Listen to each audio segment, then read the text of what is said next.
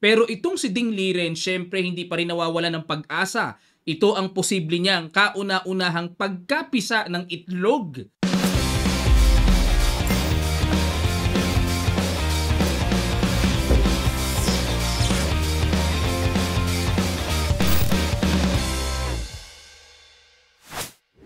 Magandang araw uli sa inyong lahat mga kamatsas! Ito ang isa sa mga importanteng laro ni Hikaru Nakamura dahil siya lang ang nakadikit kay Magnus sa top. Pero itong si Ding Liren, syempre hindi pa rin nawawala ng pag-asa. Ito ang posible niyang kauna-unahang pagkapisa ng itlog na kanyang nararanasan dito. Armageddon fight po ito. 7 minutes lang si Ding pero tabla lang ang kailangan. Si Naka must win. Ang ginawa ni Naka nag-Knight F3, D5 si Ding, E3, Knight F6, C4, E6, Knight C3, at nag-B3. Talagang ayaw idiretso ni Naka na D4. English, double fianchetto system, oh. D4 at nag-Knight A4. Kakaiba, medyo kakaiba ang ginawa dito ni Naka. Ano ba to? Partida ba ito o talagang para maligaw lang talaga si Ding?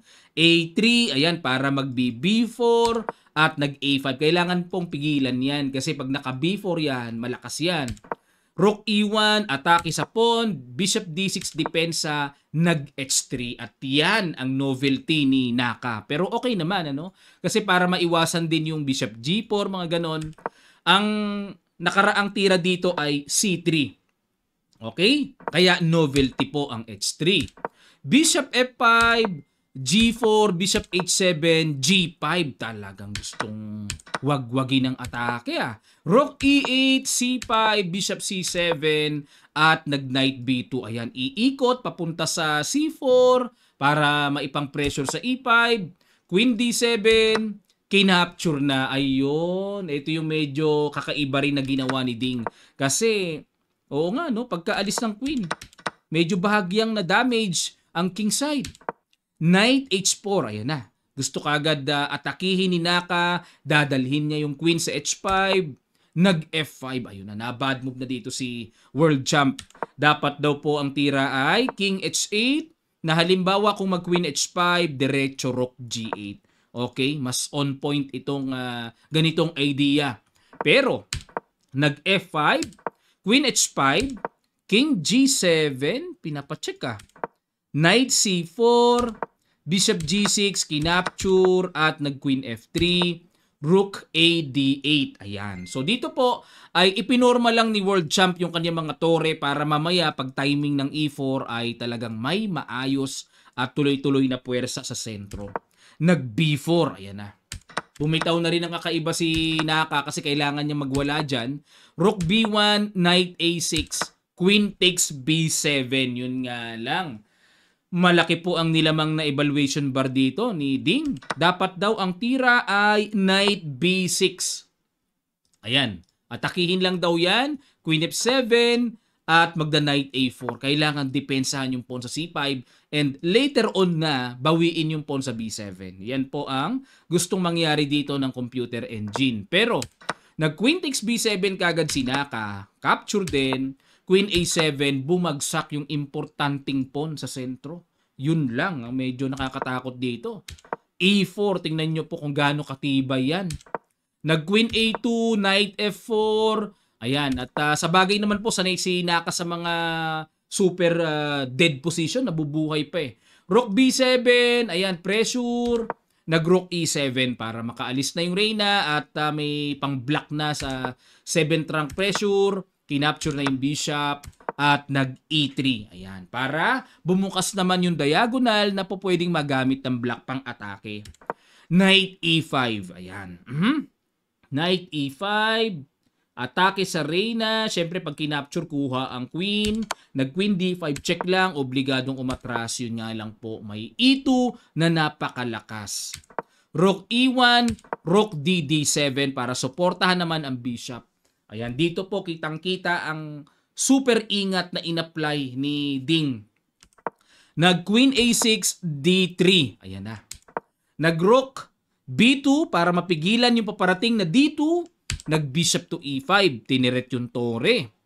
At nag-rook b5, queen e4 ilag lang, rook b6. Hanap pa rin ang hanap si Naka kung papaano siya makakabulabog, makaka-counter. Tiniret ang pawn sa g6, nag-f4 lang para madepensahan. Rook e6. Ayan dito mga kamatya. Sige po.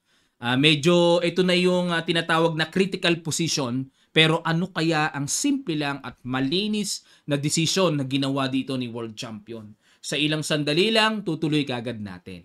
Start.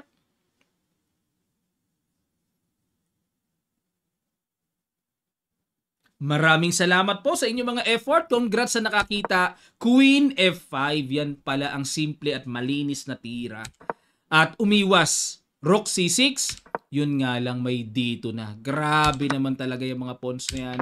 Pina-queen na lang ni Naka. At makagulo-gulo dyan. Ayan, may rook takes. Pero sinimplihan lang po ni Ding ang mga bagay-bagay. Kinapture lang. Resign si Naka. Grabe. Siya pa naman ang humahabol kay Magnus. Tapos kulelat pa kalaban niya. Napuwing pa siya. Sayang ano. At bakit po nag-resign dito si Naka? Kasi ang chance sana dito capturein yan. Yun nga lang may F3 check. Merong kagad immediate na napakabilis na gagawin eh. O saan pupunta? Pag naging H2 capture ang tore, matchas kaagad. Iangat natin para medyo tumagal-tagal. Kaso, nasa kamay na dito ni Ding ang tempo para matchasin ng puti. Kaya nag-resign na si Naka. Ang sakit.